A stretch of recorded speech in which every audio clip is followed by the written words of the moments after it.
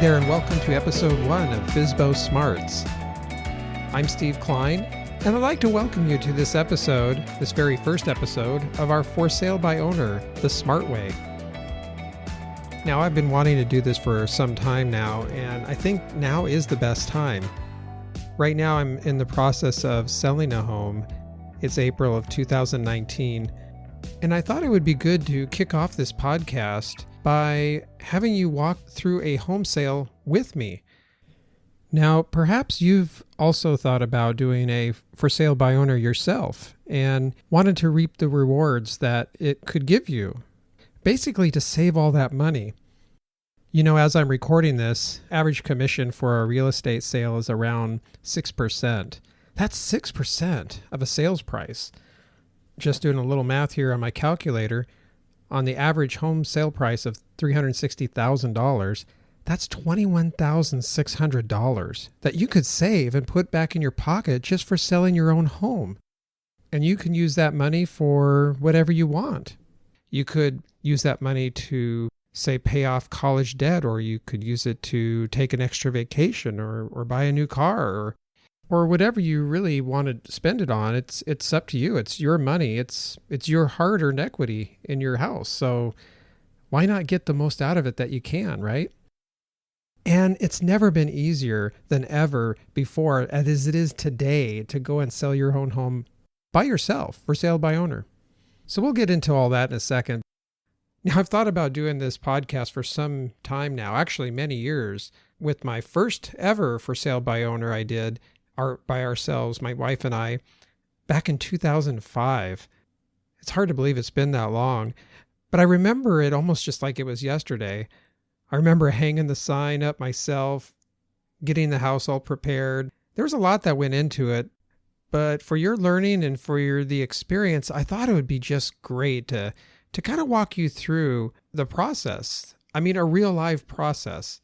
Now, obviously, things can change and things can shift, and maybe I'll have to adjust, but I'm going to record these kind of as a documentary of kind of what happened and kind of bring you along for the ride, if you will, to give you that experience. So a little bit about me. I'm Steve Klein, and no, I'm not a real estate agent, nor am I a broker, but I'm just an average homeowner and investor who's never used a realtor or a real estate agent to sell a home that I've owned. And that's true for either investment or personal property. I actually stumbled upon this from a little secret that I found years ago when I was studying for the real estate exam. Yeah, I actually studied almost everything I needed to know to become a real estate agent, but then at the last moment I decided not to go through with it. And the main reason was, at that time, I would have to disclose the fact that I was a real estate agent if I ever wanted to invest in real estate. And at that time, there was a sort of, I wouldn't say a stigma, but there was something about the fact that if you disclosed you're a real estate agent, you may not get the best value, or someone would think that you're sort of taking them for their money. I remember the interest rates a little bit high back then. This was about early to mid 90s.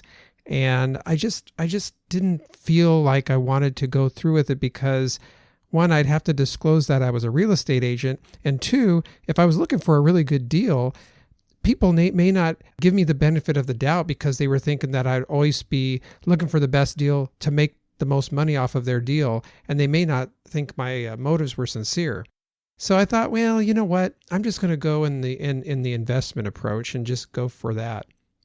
Now, early on, I just used my contract skills and the skills that I learned in real estate to buy my properties. Or actually, what I would first do is I would write contracts to the myself and or assigns, and I could flip the houses that way, find good deals, and then just assign the contract to someone else.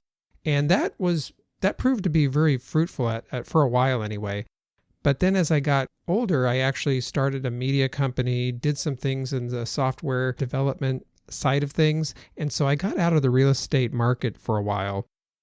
And then if you fast forward to when I purchased my first house, it was back in 1996. And it was a modest home, 3-bedroom, 1.5 bath. And this was a great house for us up until the point where we had an arrival coming.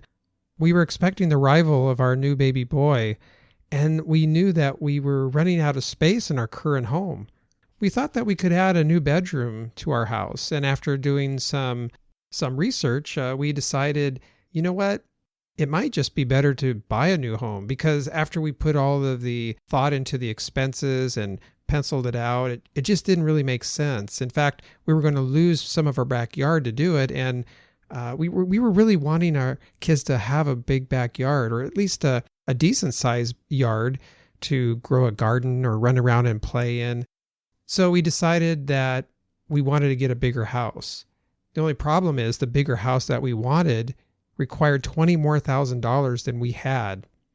The only way that we could get it is to find more equity in our house, which there was none, or at least no more than we already had, or someone like a rich uncle would give us $20,000. And at that time, we didn't have such a rich uncle around for us. So after doing some creative thinking, I thought, well, hey, wait a minute. I know that anyone can sell their own home, and the real estate fees at that moment in time was 7%. This was in 2005. Well, to make a long story short, we ended up selling our house for sale by owner. And after about 4 to 6 months of prep time, we sold our house successfully within 2 weeks after listing it. We were able to save the commission. Now, it wasn't quite the full $20,000, but with that and some money that we had saved in that time, we were able to get the house of our dreams. And this was all made possible just by knowing a little bit of a secret. I mean, anyone could really sell their own home, but a lot of people don't have the confidence or don't have the experience about it or the experience of it. And what was really exciting to me is after I sold my own home, I started getting people asking me questions. Well, how did you do it? And the first one was my sister. And so I said, well, here's what you do. And I gave them some instructions, and my brother-in-law and my sister sold their house by themselves for sale by owner again. And it just kept happening. People were asking me questions, and I would help them out. And they would, send me letters and say, oh, hey, thanks. This was awesome. This was great. Very easy. You made it so easy and straightforward. And I thought, well, heck, why don't I put this out on a podcast or some place where I can, both educate people and give them some inspiration. Because what I've also found is that a lot of times the real estate agents out there, they're not going to really tell you how easy it is, nor are they going to tell you that it's something that you can do. I mean, they don't want you to know about this stuff because obviously this kind of taps into their source of income, right? Now, I want to give a disclaimer here. First of all, as I said before, I'm not an attorney. I'm not a lawyer as well. So any of the information I give is just from my own personal experience.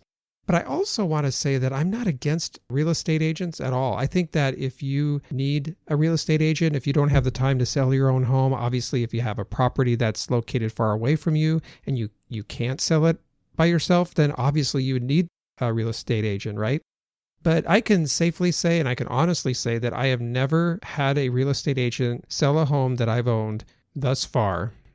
That doesn't mean I'm not going to have one day, but right now at this moment in time, I have never done. And the current house that I'm selling, I am going to sell for sale by owner as well. At least that's the goal.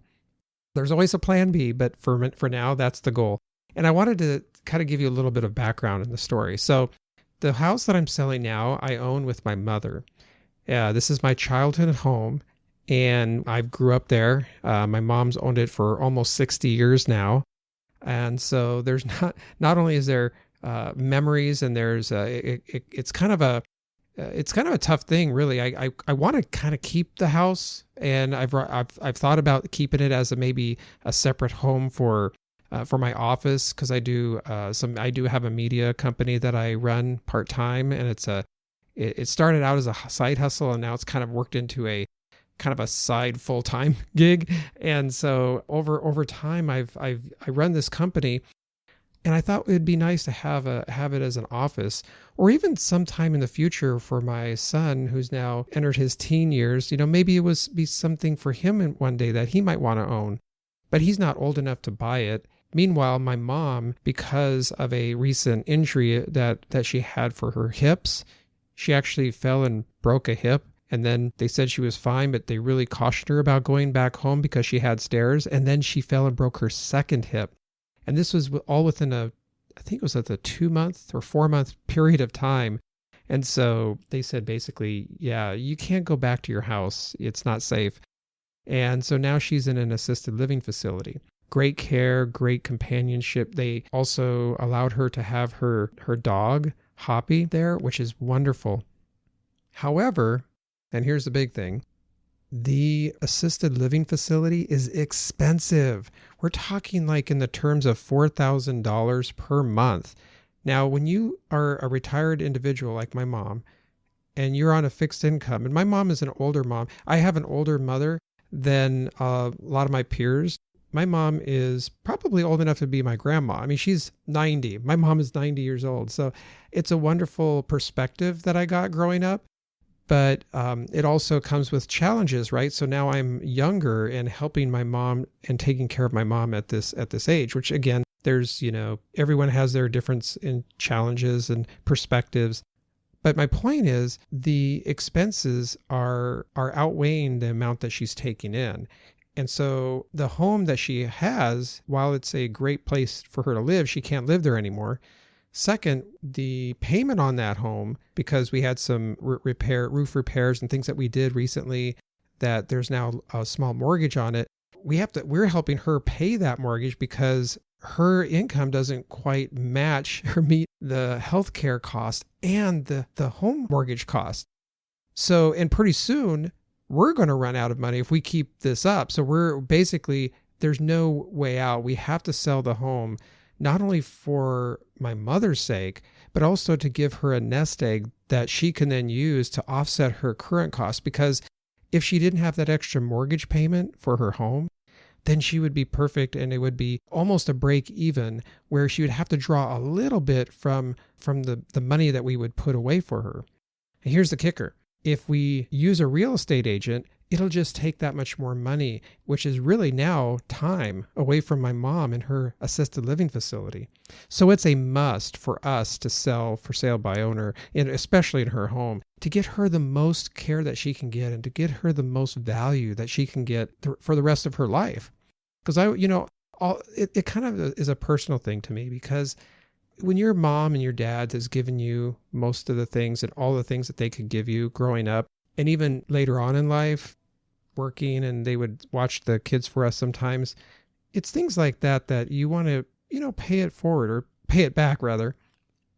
So it's the least I could do to help my mom stay in a place that will not only give her care, but make her flourish, to cause her to thrive and live out her remaining years in happiness with a community that she loves.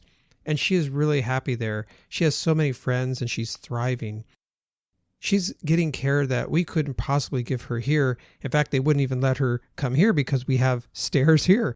We have like 2 flights of stairs that were to any of our restrooms and our bathrooms here. So she couldn't even take a shower without making a navigating steps. So there's no way. So you're probably saying, well, Steve, that's great. I mean, so what do I get out of this deal? Well, what I'm hoping to do is share with you the experience that I have in selling this home, because you're going to be able to walk through it with me in real time and see all of the struggles that we have, all of the triumphs that we have. I mean, my main goal is to walk you through what it takes to sell your own home. And we're going to do this the digital way, the smart way, the FSBO Smarts way.